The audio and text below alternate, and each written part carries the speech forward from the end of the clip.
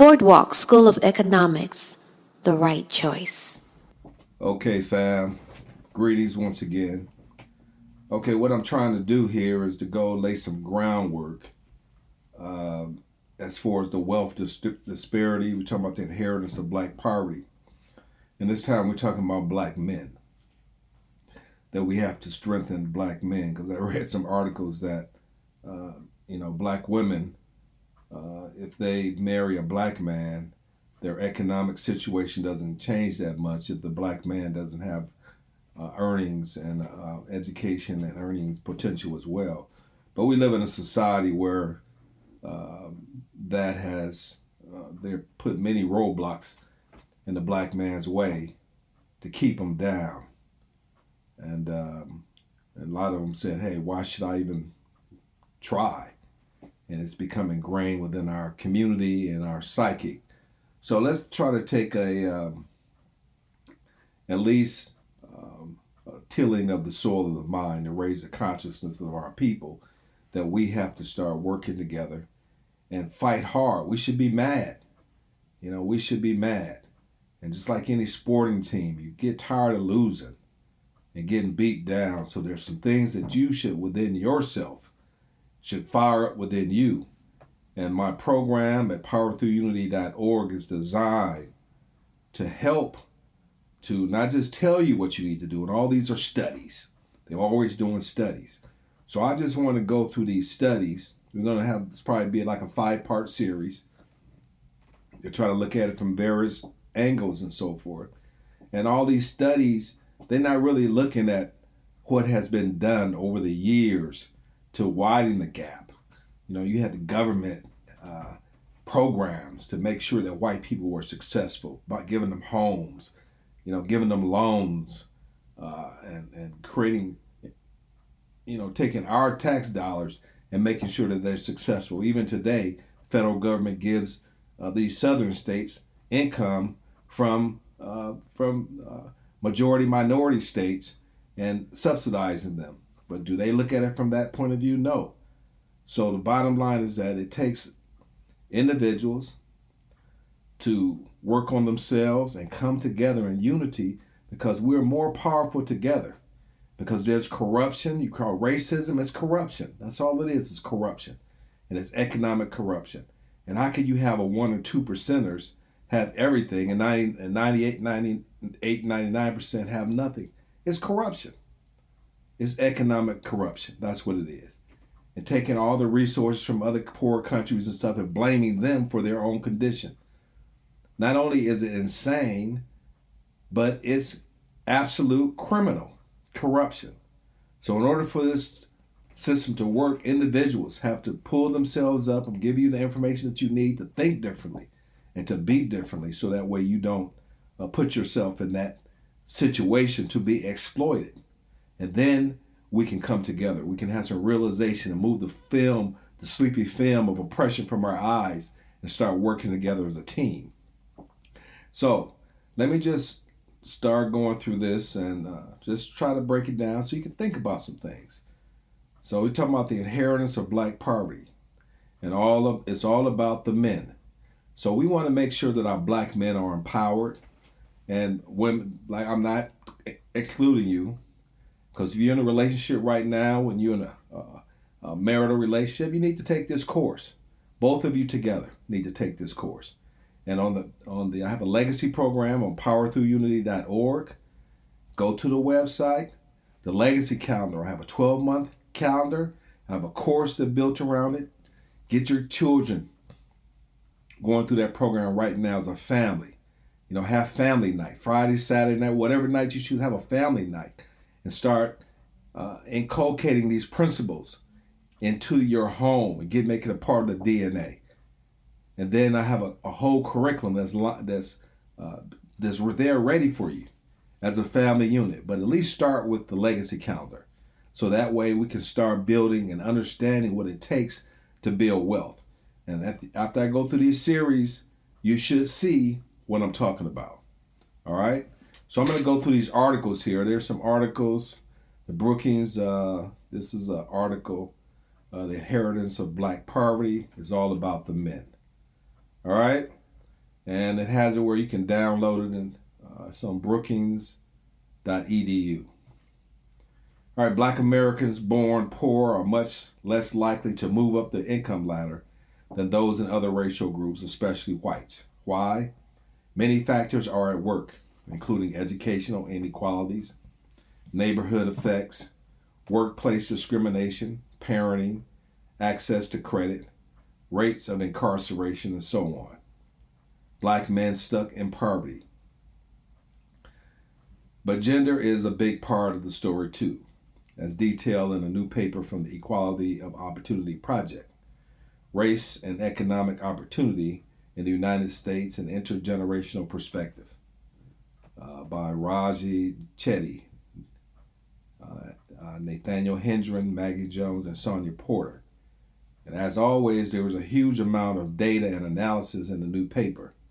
But the big findings is that race gaps in intergenerational mobility largely reflect the poor outcomes for Black men. The report is another contribution to the growing literature showing that race gaps in the intergenerational persistence of poverty are in large part the result of poor outcomes for Black men.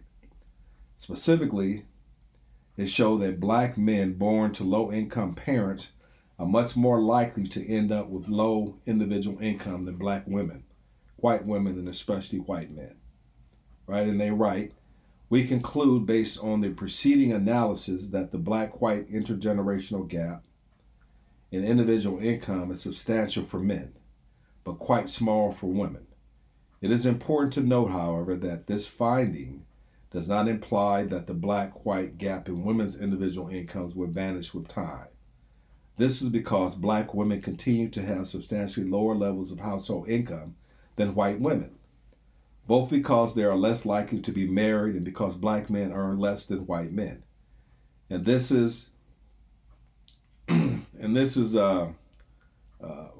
call this right now, I'm talking about the scared straight syndrome. So Black women say, man, that's why I got to marry outside my race because I have great opportunity if I marry one other than a Black man. And if you have love for your culture and your community, that's not the proper thought process. Like I said, the material, enroll in the material. You get married, you're in a relationship, you're dating, take the course together. Something that will benefit you the rest of your life, and also there's an income component that's inside the program where you can share with other people once you get the information yourself and you see how beneficial and valuable it is. So as an attorney, a financial analyst, went through the system, financial planning, I put all the pieces together, the legal, everything that you need to create, accumulate, and preserve wealth. And as we go through it, I created an 18-month crash course curriculum, but this ministry is a lifelong process. So this is somewhere that we can fellowship together, we can grow together, we can be blessed together, but it's an 18-month crash course, so we can draw the line in the sand, and then that way we can support each other and build. Go to the website. There's 3 prongs, like I mentioned before in other series.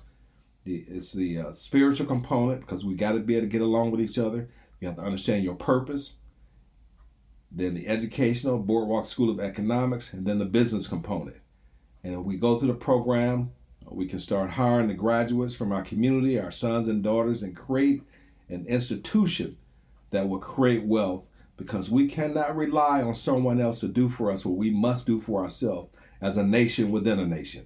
We have to stop this begging from somebody else to help us to do that we need to do for ourselves. And for us and these are studies, all these reports I'm reading, they're just studies. We know what the studies are. And then we get to another from our civil rights leaders and their studies and so forth. And I'll comment on those as we go along. But the most important thing is that we need to do it ourselves. In an attempt to estimate the impact of different marriage rates, they calculate the intergenerational mobility rates of Black and white men raised in both single parent and married families, and find little difference. as they conclude parental marital status has little impact on intergenerational gaps. In a new paper published today, we examine the same question a different way. We confirm the stark difference in upward earnings mobility for black men compared to both black women and whites. We also confirm that black women, despite their solid earnings mobility, have very low family income mobility. We then estimate the impact of racial differences in marriage rates by simulating higher marriage rates among black women. And they found no significant effects, like I mentioned earlier, because when white men and white women marry, because the white man has such a higher income and the white woman has income too, they go up the scale, where that's not the case in our community. And like I alluded to earlier, that's why our sisters are saying, hey, I want to marry somebody else outside of the race so I can have a better lifestyle instead of dealing with the issues within our own community. And remember that these black women are the ones raising these black men anyway. So we need to make sure we get this education into the homes and with an open mind. And because sometimes we are so closed-minded that we holding our children back because our minds have failed to evolve and go to another level. Because you have this belief system in your mind, but not looking around and seeing that belief system and that conduct is what's causing the problems that we're facing in our communities and our lifestyles and our upward mobility. So we have to address that, and that's why these podcasts are good, because you can listen to it. I'm not there with you. You can just listen to it. If I say something that offends you, you can turn it off and come back to it later on. But the seed has been planted, so you can't forget it. You're going to come back, going to turn it back on, and let's move forward. Like I said, it's about action. It said black and white Americans on different starting blocks. And we're not looking at, they're not bringing up the historical implications of what took place and how these disparities occurred in the first place. They just doing studies. All right? Black and white children are born into very different economic circumstances. Almost half of black boys and girls are in households in the bottom fifth of income distribution, compared to just over 1 in 10 for white children. Almost half of black youth grew up in the bottom quintile, 50%. There are then huge race gaps in the chances of being born to or raised in a poor family. Gaps that were scarcely lower among children born in the early 1980s than they were among those born in the years around 1960. But what about the chances of escaping poverty as an adult? Using data on 4,200 black and white Americans, we find that over half, 54% of black men born into households in the poorest fifth of the family income distribution end up as individuals in the poorest fifth of the earnings distribution for their respective gender, between the ages of 25 and 35, compared to the minority of white men, 22%, white women 29%, and black women 34%. So the ages of 28, I start off at age 12. Get them going at 12 so you can plant this seed, because if you don't get these children while they're young, and when they get up, their mindset is different. It's hard to get them to listen and do things that they need to do. So that's why the discipline and structure is so critical at an early age, especially our children. And then when they get to 28 and 35, that's a sweet spot. That's when they should start waking up and say, hey, man, I got to start thinking about my future. So that's why the course is so critical. So that way you can get this information. It tells you and the goal setting course that I have, you got to be able to make income, and you got to be able to take advantage of opportunities.